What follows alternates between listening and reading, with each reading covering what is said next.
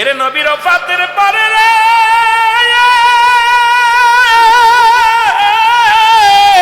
হযরত আবু বকর সিদ্দিক প্রথম খলিফা হয়ে চেয়ারের মধ্যে বসলেন। সাহাবীরা সবাই সামনে, রাসূল নাই, রাসূল নাই। ও আমার বাবারা দিলের কান্না লাগা শুনে নে, নবীর প্রেমিকেরা শুনে নে। আবু বকর বলে, আমার ভাইয়েরা, আমি নবীরে হারায়া বড় কষ্টের মধ্যে আছি। আমি নবীর চাইতে 6 মাসের বড়। কয় মাসের বড়? শরীয়তে 6 মাসের বড়। পৃথিবীর মধ্যে আসার সিরিয়াল আছে, যার সিরিয়াল নাই। কিন্তু নবীজি 6 মাসের ছোট হইয়া আবু বকরের আগে দুনিয়া থেকে বিদায় নিছে শরীয়ত। হযরত আবু বকর সিদ্দিক রাদিয়াল্লাহু তাআলা খলিফা নির্বাচিত হলেন। আবু বকর চেয়ারের মধ্যে বসিয়া জনসাধারণের উদ্দেশ্যে ভাষণ দান করলেন। চেয়ারের মধ্যে বসিয়া নবীজি চেয়ারে বসতেন, কোনদিন সাহাবীরা বসেন নাই। ওটা আমার রাসূলের কুরসি মোবারক, কত সম্মান করতেন। তার একটা নিচেই বসতেন, পাশে একটা নিচে। দেখে হযরত ওমর ফারুক আবু বকরের দিকে তাকায়া ফেলায়া চোখের পানি ছেড়ে কান্দে।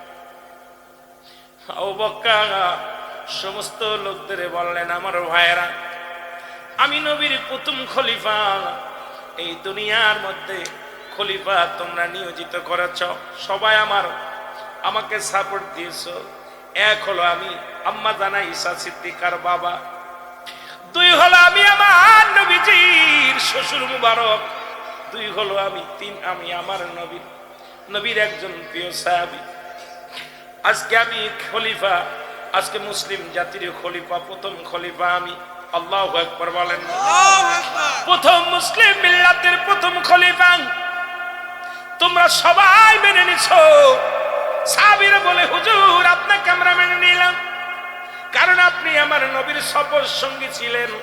সবচেয়ে কঠিন দায়িত্ব ছিল যেদিন রাসূলুল্লাহ মক্কা থেকে মদিনায় যেদিন হিজরত করেছিলেন, সেই কঠিন হিজরতের সঙ্গী ছিলেন ইয়া রাসূলুল্লাহ, ইয়া হাবিবাল্লাহ, নবী গো, ও মায়ার নবী, আপনার হিজরতের বন্ধু, হিজরতের সাথী হযরত আবু বকর সিদ্দিক আমাদের ইসলামের প্রথম খলিফা।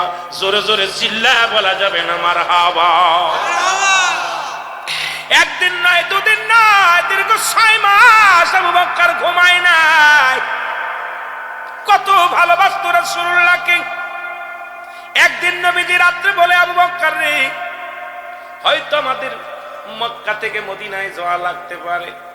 ওর পরে আর একদিন আবু বকর বিছনায় পিঠ লাগায় নাই, তার মালমাটি সব গুছায় একটা টুপলা বাঁধিয়া রেখে দিছে। গভীর রাত্রে রাসূলুল্লাহ শিয়া দরজায় ডাক দিলেন। আবু বকর বলি, ইয়া রাসূলুল্লাহ, লাব্বাইক ইয়া হাবিবাল্লাহ। আমার নবী আবু বকর, তুমি ঘুমাও না?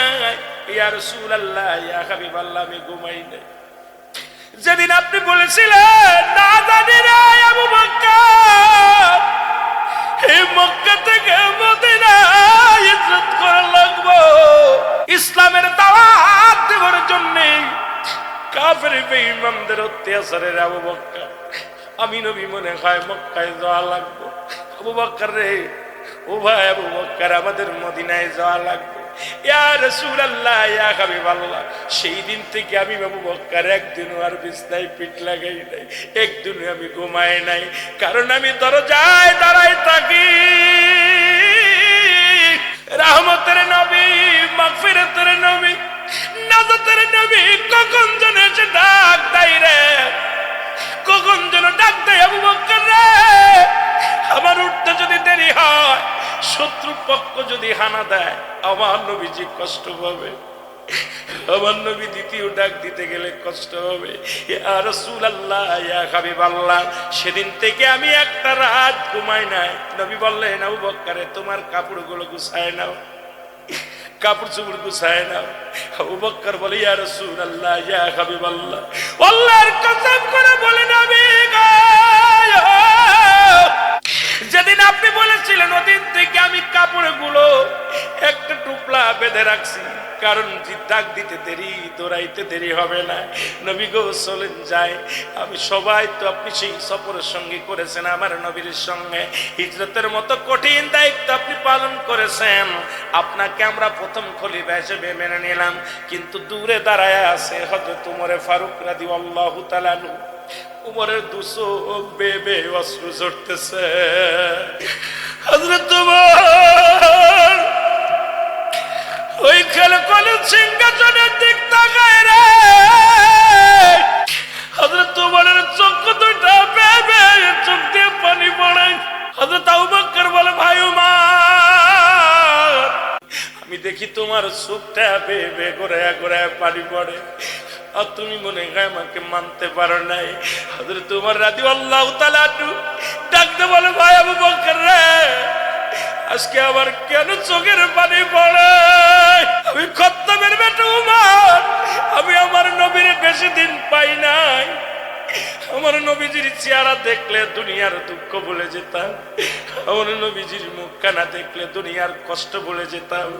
আমি ওই যে চেয়ারে আপনি বসেছেন, ওই যেখানে আপনি বসেছেন, আমি মন আমার নবীজিকে এক নজর দেখে দুনিয়ার সব যন্ত্রণা ভুলে যেতাম। আজকে আমি যখন আপনার দিকে তাকাইছি, আমার নবীকে পাই না, আমার নবীরে পাই না, আমার নবীরে হারানো বিরহ বেদনা আমার অন্তর খুঁড়ে খায়। আবু বকর রে, যদি পারো আমার নবীরে এনে দাও।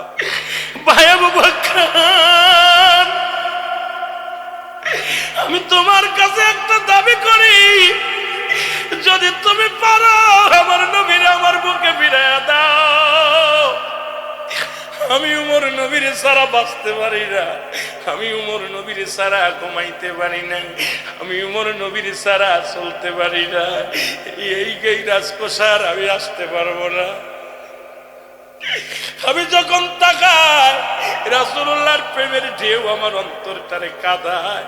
ইয়া রাসূলুল্লাহ, ইয়া হাবিবাল্লাহ, আমি খত্তাবের বেটা উমর, আমি আপনাকে পেয়ে দুনিয়ার সব দুঃখ ভুলে গেছিলাম, আপনাকে পেয়ে আমি সব কষ্ট ভুলে গেছিলাম।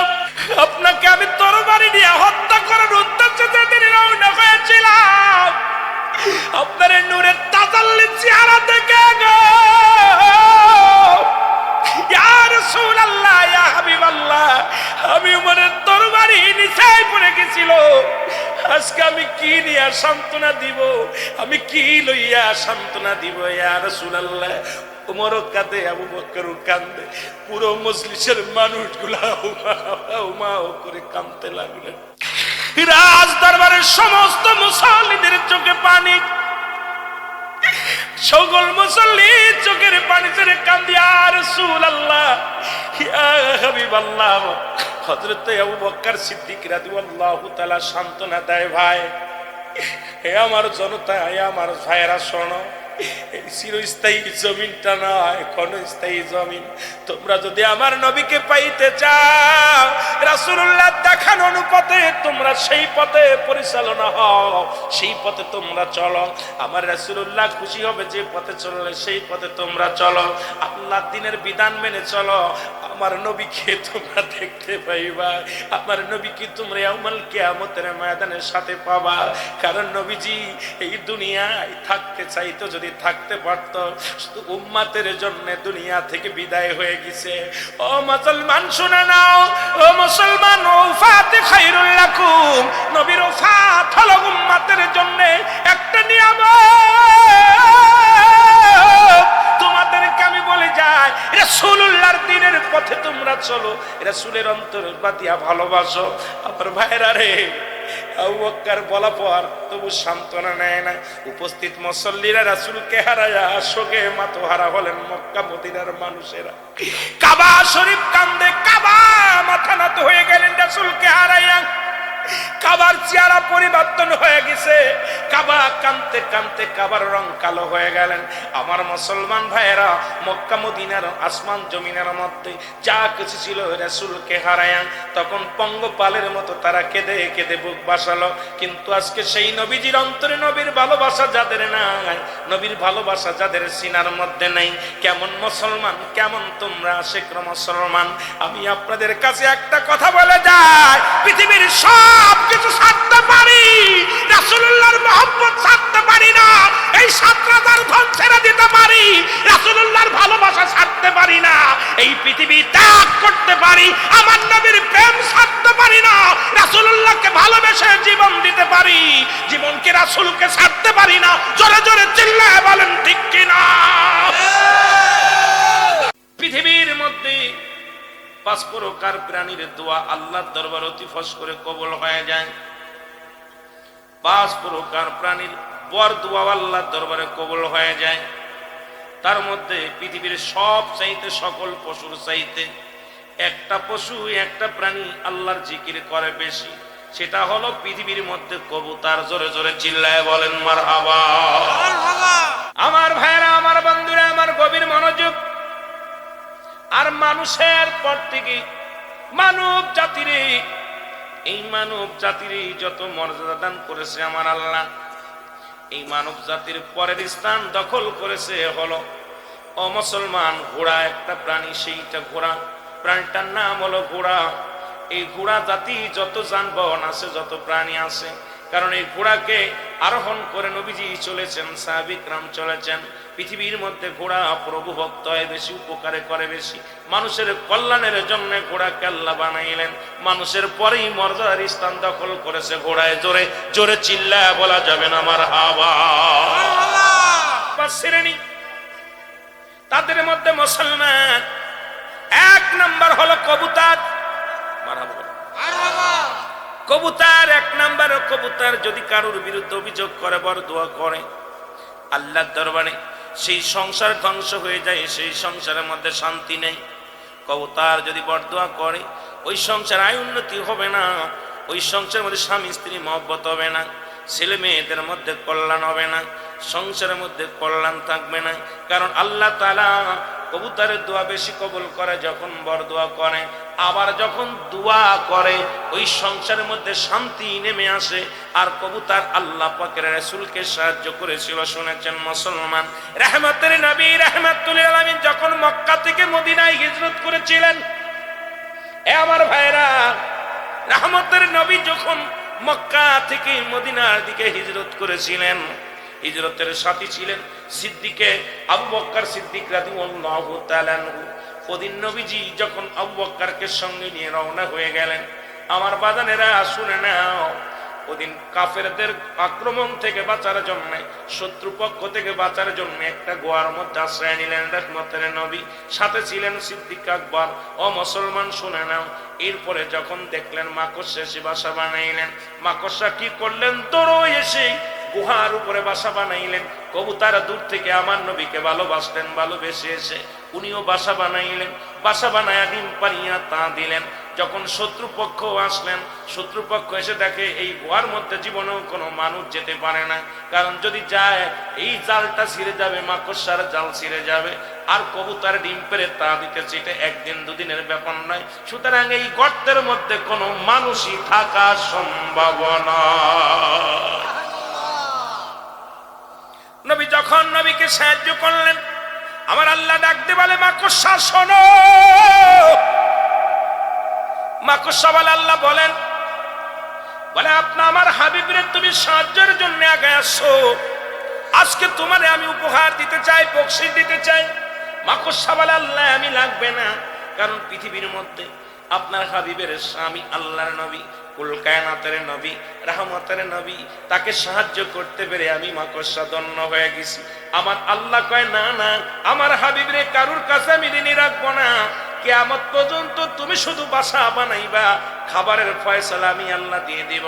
এই জন্য মাকড়সা দেখবেন সারাদিন ভরে শুধু বাসা বানায়, বাসা বানায়, রাত ভরে বাসা বানায়, দিন ভরে বাসা বানায়। আর এই বাসার মধ্যে পোকা মাকড় গুলো যে আঠার মধ্যে এঁটে যায়, মজা মাইরা দিন ভরে খায়। জোরে জোরে চিল্লায় বলেন মারহাবা। আল্লাহ ডাকতে বলে কবুতর রে, তুই আমার হাবিবকে সাহায্যের জন্য আগে আসছোস, আমিও তোর ঋণী রাখবো না। শোন তুই কি চাস? বলে আল্লাহ আপনার হাবিব রহমতের নবী, কুল কায়নাতের নবী, নবীদের নবী রাহমাতুল লিল আলামিনকে আমি সাহায্য করেছি, এর বিনিময়ে আমি কিচ্ছু চাই না। হাবিবকে ভালোবেসে আমি ধন্য হয়েছি। কবুতর আমার আল্লাহ বলে তোরও আমি ঋণী রাখবো না, আমার নবীর ঋণী রাখবো না। কিয়ামত পর্যন্ত তুই কোনো ঘর বানাতে না, বানানো লাগবে না, তোর ঘর মানুষে বানাইবে। কারণ কিয়ামত পর্যন্ত যত কবুতর পচবেন, কেউ লোহা দিয়ে বানায়, কেউ বাঁশ দিয়ে বানায়, কেউ কাঠ দিয়ে বানায়। যদি কিছু না পায় একটা ঝুড়ি পেতে থই, কারণ কবুতরের বাসা কবুতর নিজে বানায় না, কবুতরের ঘরটা বানায় মানুষে। জোরে বলেন ঠিক কিনা? এ মুসলমান, কবুতরে এত ইজ্জত দিলেন, এত সম্মান দিলেন। কবুতরকে পৃথিবীর মধ্যে প্রাণীর মধ্যে সবচেয়ে ইজ্জত দিলেন। দেওয়ার কারণ কি? আমার আল্লাহ জিকির করে বেশি বেশি কবুতরে। ও মুসলমান, এমন কি কবুতর উড়াল দিতে পারে, পৃথিবীর সব প্রাণী সেইতে বেশি উপরে যাইতে পারে। কবুতর যত উপরে যায়, ঈগল পাখি কবুতরকে ধরার জন্য যখন মারে, ঈগল ধরতে পারে না। কবুতর এত দ্রুত উপরে উঠতে পারে, এত ঈগলের সেইতে উপরে উঠতে পারে। আর কবুতর যত উপরে ওঠে চিন্তা করে আমার আল্লাহর নৈকট্য তত পাবো। আল্লাহকে পাওয়ার জন্য বেশি উড়াল দিয়ে কবুতর উপরে উঠতে চায়। জোরে জোরে চিল্লায় বলা যাবে না মারহাবা। এ দুনিয়ার মুসলমান,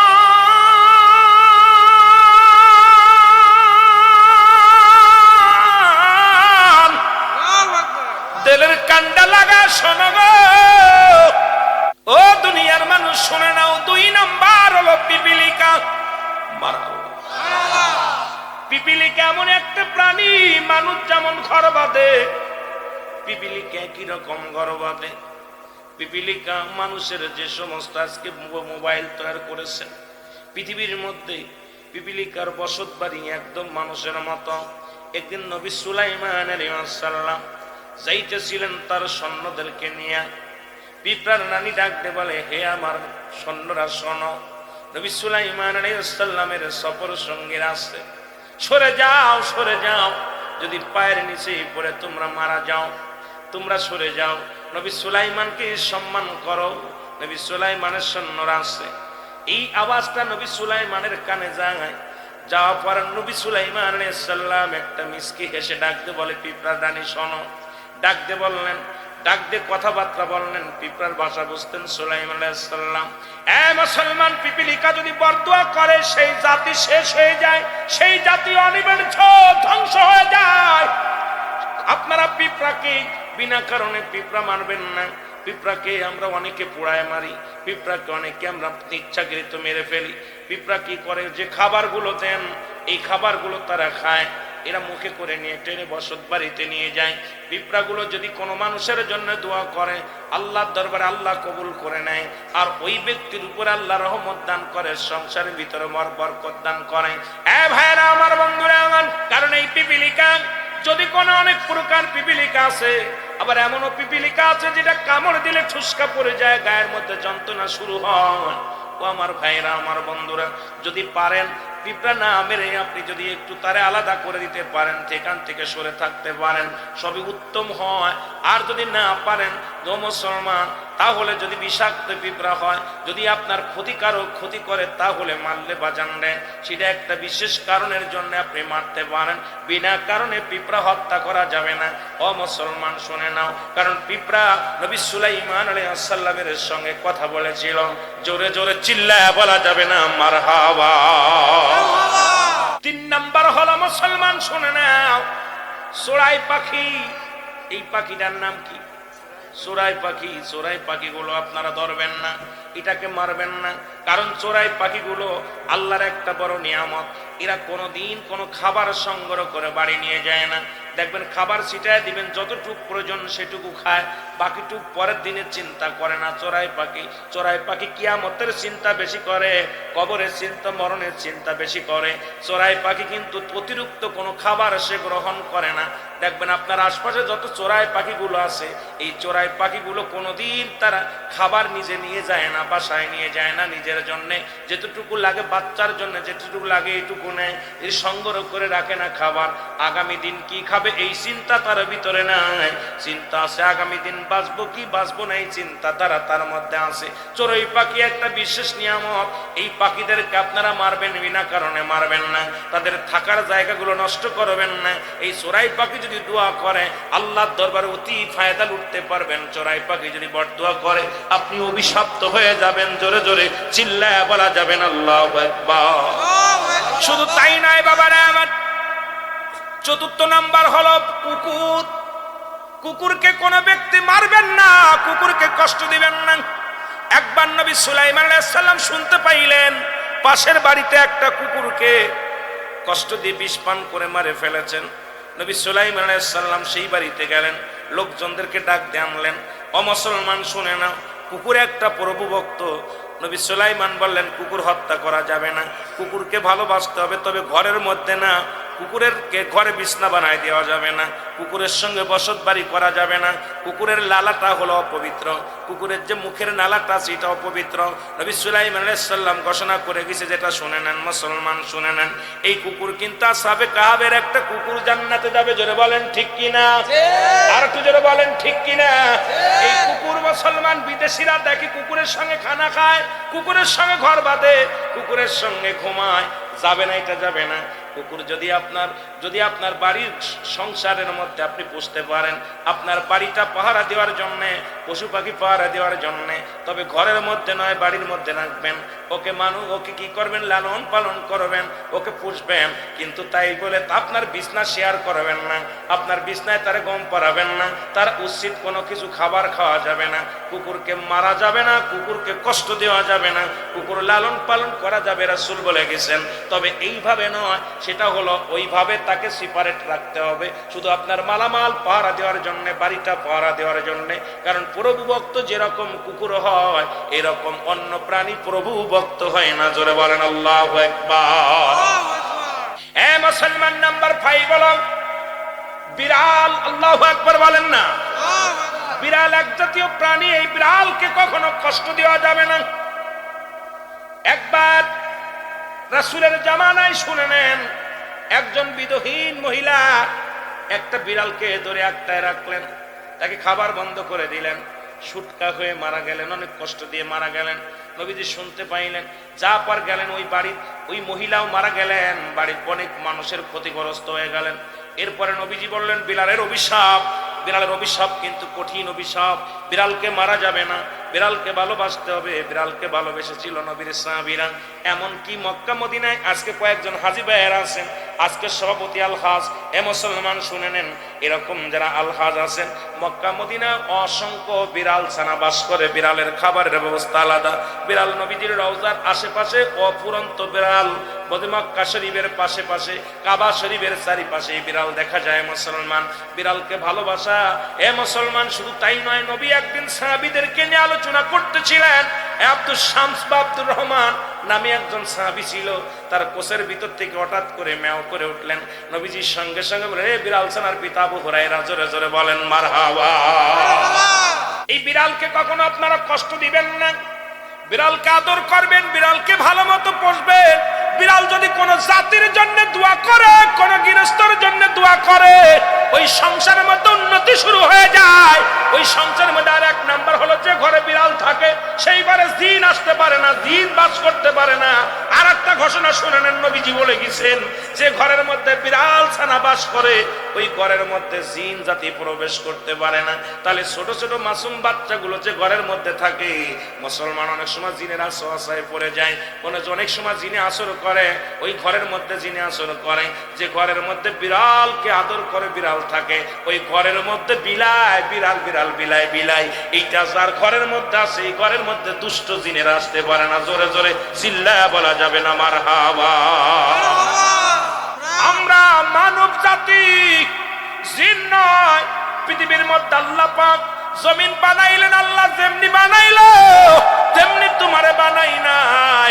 আমার আল্লাহ কয় বান্দারে আমি আসমান যেমনি বানাইলাম তোমার এমনি বানাই নাই, এই মাটি যেমনি বানাইলাম এমনি তোরে বানাই না,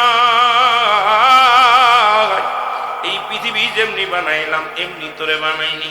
এমনকি জিন জাতি যেমনি বানাইলাম, ফেরেশতা যেমনি বানাইলাম এমনি তোরে বানাইনি। পৃথিবীর মধ্যে কোন আর ফায়াকুন বলে সব বাইর করে দিছে আমার আল্লাহ, কিন্তু মানব জাতিকে আমার আল্লাহ তার কুদরতি হাত দিয়ে বানাইছে। জোরে বলেন মারহাবা। হাত দিয়ে বানাইছে আর সত্তার ওসিলা হলো, সব কিছুর পিছনে হলো রাহমাতুল লিল আলামিন। জোরে জোরে বলেন মারহাবা। এ মুসলমান,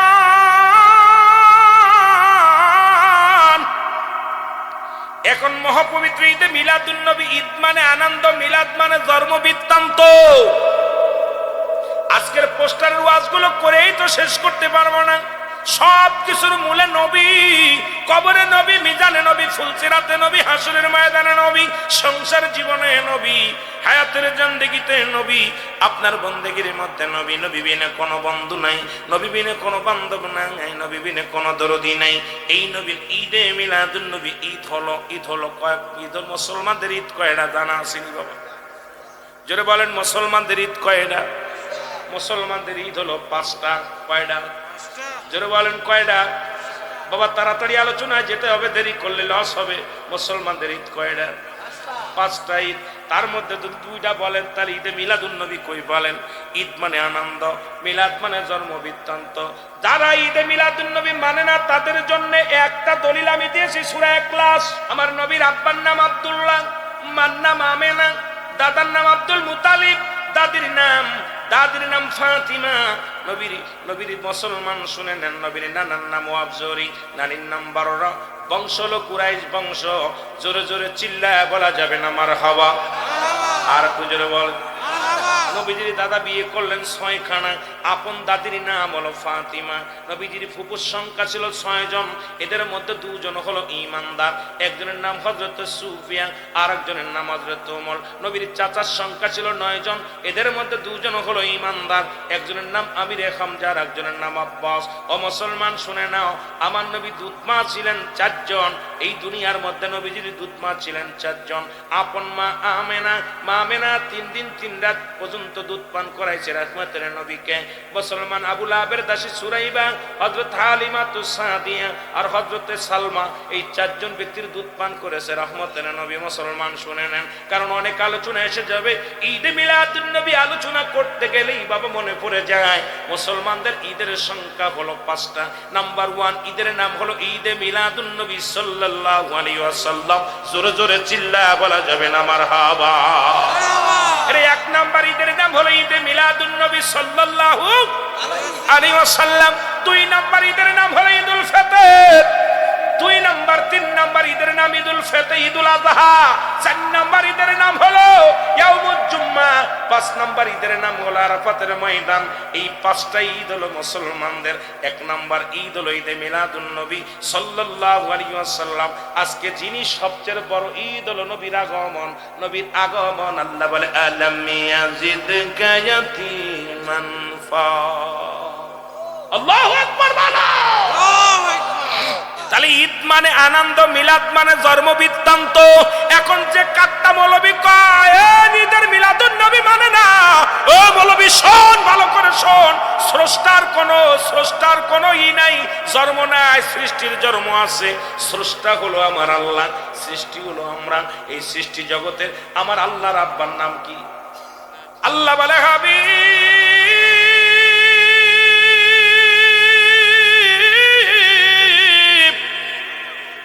জানা দেন আমি আল্লাহ এক, আমি আল্লাহ এক।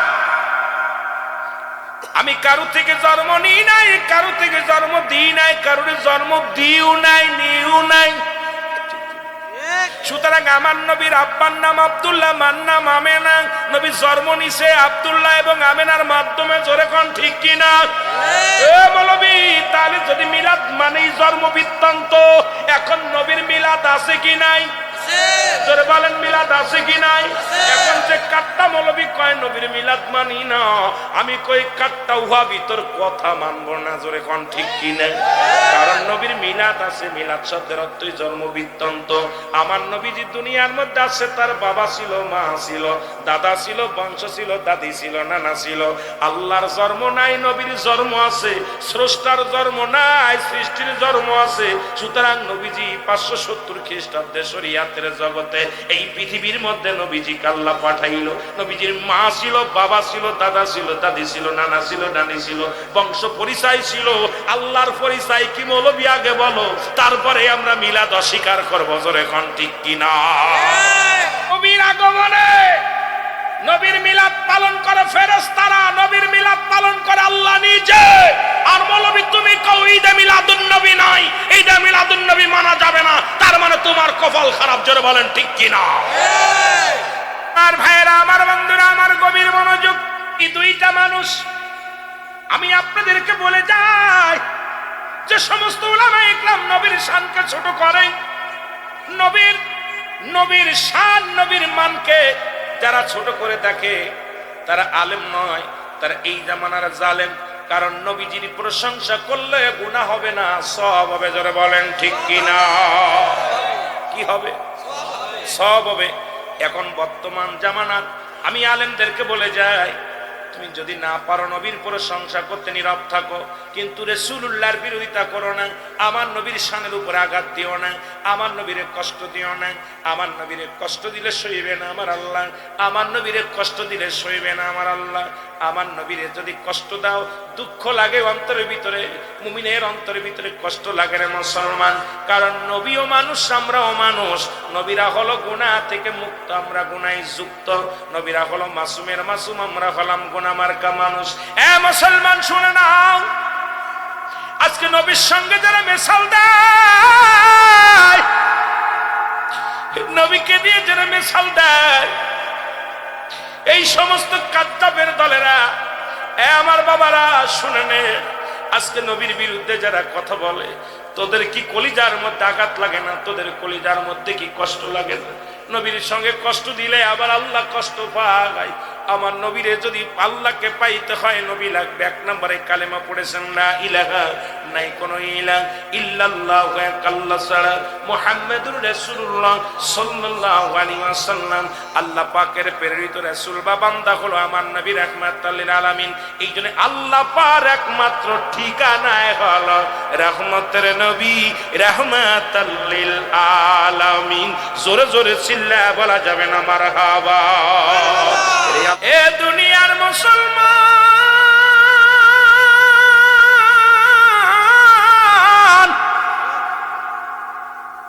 কথাগুলো বললে বুঝতে পারবেন গো। আমার নবীর ইজ্জত, আমার নবীর সম্মান। আব্দুল মুত্তালিব মাটি দিয়া মূর্তি বানায়। কারা বানায়? অমুসলিমেরা বানায়, হিন্দুরা বানায়, খ্রিস্টানেরা বানায়। কাবা ঘরে তখন 360টি মূর্তি পূজা হয়। আব্দুল মুত্তালিব ওই রাস্তা দিয়ে গায়ে যাইতেছিলেন, হঠাৎ করে দেখে কাবা ঘরের মূর্তিগুলো মাথা নত হয়ে গেছে।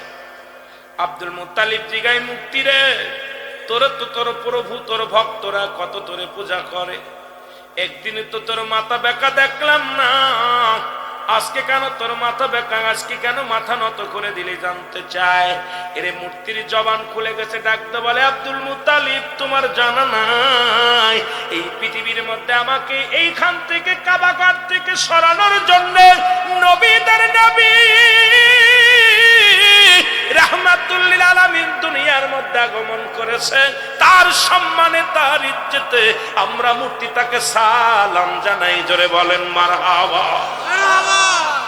এর কাবা ঘরের মাথা নত হয়ে গেছে, কাবা শরীফ ঝুঁকে গেছে। আব্দুল মুত্তালিব ডাক দিয়ে কয়, কাবা, আজ থেকে তোরে 26 দিন আগে তোরে ভাঙ্গার জন্য আপনার আবার ছেঁচেছিল। আপনারা কোরআন পড়েছেন, আল্লাহ বলে আলাম তারা, আপনি কি দেখেন নাই? নবী তো তখনও আসেন নাই। ওরে দুনিয়াতে শরিয়াতে নবী তখনও আসে নাই। এবার নবীজি বলতেছেন, আমার নবীজির সম্মানে কাবা সিজদার মধ্যে চলে গেছে। কাবায় বলে আব্দুল মুতালিব কয়, কাবারে তোরে ভাঙ্গার জন্য আজ থেকে 26 দিন আগে আবরা বাচ্চা সৈন্য নিয়ে এসেছিল, একটা ইট ভাঙতে পারে না, একটা পাথর সরাইতে পারে নাই, আজকে কেন তোর মাথা বেঁকা হয়ে গেল জানতে চাই। কাবা বলে, আব্দুল মুত্তালিব জানো না, যার সম্মানে আমি কাবার দাম, যার ইজ্জতে আমি কাবার মর্যাদা বাড়ছে, সেই কাবা রাহমাতুল লিল আলামিন দুনিয়ার মধ্যে আগমন করেছে। ওরে কাবা মানার আগে নবী মানা লাগবে, আগে জোরে বলেন ঠিক কিনা। রাসূলুল্লাহর ফুপুর সংখ্যা ছিল 6 জন, এদের মধ্যে ইমানদার হলো 2 জন। একজনের নাম হলো হযরত সুফিয়া, আর একজনের নাম হযরত ওমর। বাকি 4 জন নবীকে মানতে পারে নাই। তারা ধারণা ছিল আমার নবী। আরে আব্দুল্লাহর বেটা মুহাম্মদ, তারে তো আমরা লালন পালন করলাম, আলাউদ্দিন আবার কেমনে বক্তা হয়? ও তো আমাদের ছেলে, আমাদের বাড়ির ছেলে, ও তো আমাদের ঘরের ছেলে, কারণ ও আবার কবে বক্তা হলো, কবে আবার লেখাপড়া করলো। এখন আমার নবীকে ওই ফুপুরা বলতো, আমরা তো হাতে পায়ে লালন পালন করলাম। ওরে কয়দিন আগে ওর আব্বা নাই মা নাই, এতিম মানুষ কেমনে নবী হয়? এটা সম্ভব নয়, উনি নবী হয় নাই। কারণ ওই 7 জনের বংশধর যে সমস্ত মহিলারা কিয়ামত পর্যন্ত নবীকে মানতে পারবে না, তারা জোরে জোরে চিল্লায় বলা যাবে না আল্লাহু আকবার। 4 আর 7 কত? 11 জন রাসূলুল্লাহর বিরোধিতা করেছে। আর মুসলমান শুনে নাও, রাসূলের পক্ষে ছিল কয়জন? 4 জন। কয়জন? 4 জন। জোরে বলেন কয়জন? 4 জন। সত্যের জয় হবে, এর মধ্যে কোনো সন্দেহ নাই, আসেনি? সত্যের জয় হবে, এর মধ্যে কোনো সন্দেহ নাই। রাসূলুল্লাহর বিপক্ষে ছিল 11 জন, পক্ষে ছিল 4 জন। এই 4 জনকে নিয়ে রাসূল ইসলামের দাওয়াত শুরু করলেন। এই বাংলার জমিন নয়, অল পৃথিবী পথ পথ করে ইসলামের বাতাস বইতে লাগলো। শুধু তাই নয়, গত সপ্তাহে দেখলাম 10,000 খ্রিস্টান পাদ্রী, 10,000 পৌরীদেরকে নিয়ে উনি কালেমা পড়ে মুসলমান হয়েছে আমেরিকার একটা শহরের মধ্যে। যিনি খ্রিস্টান যাজক ছিলেন, ও মুসলমান দেখে বড় আশ্চর্য হয়ে গেলাম। এই পাদ্রীদেরকে কি করলেন? সৌদি আরব থেকে ঘোষণা হয়েছেন, যতদিন পর্যন্ত এই বাদান যাজক, যিনি ওই খ্রিস্টানদের যাজক বা যিনি যিশু, উনি যতদিন পর্যন্ত জিন্দা থাকবে, প্রতি বছর তার রাজকীয়ভাবে হজ পালনের সুবিধা দেওয়া হবে। উনি কি করলেন? উনার প্রায় লক্ষাধিক উনার ভক্ত ছিল, 10,000 খ্রিস্টানদের নিয়ে এক রাসূলুল্লাহর মহব্বত ওই কালেমার রিসার্চ করতে যাইয়া, কালেমা শরীফ রিসার্চ করতে যায়, উনি বললেন, আমি দুনিয়ার মধ্যে এত বাইবেল পড়লাম, কত কিতাব পড়লাম, কিতাব পড়ে আমি সমাধান দিতে পারি নাই। আমি শেষ বয়সে 10,000 খ্রিস্টানদেরকে নিয়ে, ও মুসলমান শুনে নাও, কালেমার মালা পড়ে মুসলমান হয়ে গেছে। জোরে জোরে চিল্লায় বলো মারহাবা। এদের মাইকেল জ্যাকসন, যার নাম শুনেছেন, উনি গোটা বিশ্বকে নাচিয়েছেন, কিন্তু উনি কালেমাকে রিসার্চ করতে যাইয়া উনিও বলে গেলেন, দুনিয়ার মধ্যে আমি মাইকেল জ্যাকসন, যার গান শুনে মানুষ পাগল হয়ে গেলেন, উনিও সর্বশেষে কালেমা পড়ে মুসলমান হলেন। উনি বলে গেলেন, মরার আগে বলে গেলেন, ও পৃথিবীর মানুষ শুনে নাও, আমি অনেক গবেষণা করলাম, অনেক কিছু রিসার্চ করলাম। অ্যারিস্টটল, সক্রেটিস যেমন বই লেখা পর বললেন, নো দাইসেল, নিজেকে নিজে চিনতে হবে। আমার নফসকে আমি চিনতে পারি নাই, যাচাই করতে পারি নাই। যখন আমি মুসলমানদের কালেমাটা নিয়ে রিসার্চ করতে লাগলাম, আমি দেখলাম পৃথিবীর মধ্যে আল্লাহ পাক একমাত্র ঠিকানায় নূরের নবী, রহমতের নবী, রাহমাতাল লিল আলামিন। উনি বললেন, সঙ্গে সঙ্গে কালেমা পড়ে মুসলমান হয়ে গেছেন। জোরে জোরে চিল্লায় বলা যাবে না মারহাবা। আর একটু জোরে জোরে চিল্লায় বলা আল্লাহু আকবার। আর আমার দেশের অনেক পণ্ডিতেরা, অমুসলিমেরা কালেমার রিসার্চ করতে যাইয়া মুসলমান হয়ে যায়। আর আমার দেশে অনেক মুসলমান হইয়া বড় বড় ডিগ্রি নিয়া, বড় বড় মুফতি হইয়া রাসূলের বিরুদ্ধে যখন কথা বলে, তখনই কলিজার মধ্যে আগুন ধরে। মুসলমান, তোদের অন্তর কি কাঁদে না? কারণ নবী লাগবে কবরে, নবী লাগবে মিজানে, নবী লাগবে ফুলসিরাতে। নবী তো নিজেই বলেছেন, হায়াতি খায়রুল লাকুম মামাতি খায়রুল লাকুম, এখানে মুসলমান শুনে নেন, ওয়াফাতি খায়রুল লাকুম, নবীর ওফাত দিবাসু, নবীজি দুনিয়া থেকে চলে গেছেন। এখানে একটা ভাবে আপনি বলতে পারেন মুসলমান, ও মুসলমান মুসলমান কি বলবেন? ও মুসলমান শুনে নেন, রাসূল বলছে আমি দুনিয়ার মধ্যে আগমন করেছি, এটা আমার উম্মতের জন্য বড় কল্যাণ কারণ। পৃথিবীর মধ্যে আমি আগমন করলাম, আমি নবী আগমন করেছি, এটা আমার উম্মতের জন্য বড় কল্যাণ কারণ। কারণ এই জন্য কল্যাণ কারণ, আমার উম্মতের মতো সংসার ধর্ম আমি করেছি দুনিয়ার মধ্যে, দুনিয়ার মধ্যে চলাফেরা করেছি, দুনিয়ার মধ্যে ঘর সংসার করেছি। সুতরাং আমি নবী দুনিয়ার মধ্যে আসলাম, এটা আমার উম্মতের জন্য বড়ই কল্যাণ কারণ। জোরে জোরে চিল্লায় বলেন সুবহানাল্লাহ, আরো জোরে বলেন খায়রুল লাকুম ওয়াফাত। বাজানজিরা, আমার নবীজি ওয়াফাত খায়রুল লাকুম, আমার নবীজির ওয়াফাত দিবস, নবীজি দুনিয়া থেকে বিদায় হয়ে গেছে, নবীজি ইন্তেকাল করে ওয়াফাত করেছেন, এটা উম্মতের জন্য বড় কল্যাণ কারণ। কারণ অনেকে বেঈমানরা কয় নবী মারা গেছে, এ মুসলমান এই জন্য নবীর সালাম দেয় না। অথচ দেখেছি আপনাদের কবর গোরস্থান দিয়ে আমি গেলাম, আসার সময় সালাম দিলাম, যাওয়ার সময় সালাম দিলাম। বলেন মরারা যদি সালাম না পায়, তাহলে আপনাদের গোরস্থানে যারা শুয়ে আছে ওরা মরছে না বেঁচে আছে? নবীর প্রেম যার অন্তরে যতটুক, তার ঈমান বলতে ততটুক। নবীর প্রেম ভালোবাসা যার অন্তরে নাই, তার ঈমান বলতে কিছু নাই। আমার নবী বলেন, আমার নবী কি বলেন? ওয়াফাতি খায়রুল লাকুম, আমার ওফাতটা হলো উম্মতের জন্য কল্যাণ কারক। সুবহানাল্লাহ বলেন। আমি ওফাত নিলাম, দুনিয়া থেকে বিদায় নিলাম, এটা আমার উম্মতের জন্য কল্যাণ কারক। কেননা আমার উম্মতিরা যদি পৃথিবীর মধ্যে কোনো ভালো কর্ম করে, আমি নবীর সঙ্গে সঙ্গে প্রশংসা করি আল্লাহর কাছে। আবার যদি কোনো ব্যক্তি দুনিয়ার মধ্যে যদি কোনো ভালো অন্যায় ভালো কি করে, গুনাহ কাজ করে, সঙ্গে সঙ্গে আমি নবীজি আমার উম্মতের জন্য আমার আল্লাহর দরবারে ইস্তেগফার করি, ক্ষমা চাই। এমন নবীর পক্ষে থাকার দরকার আছে কিনা রে ভাই?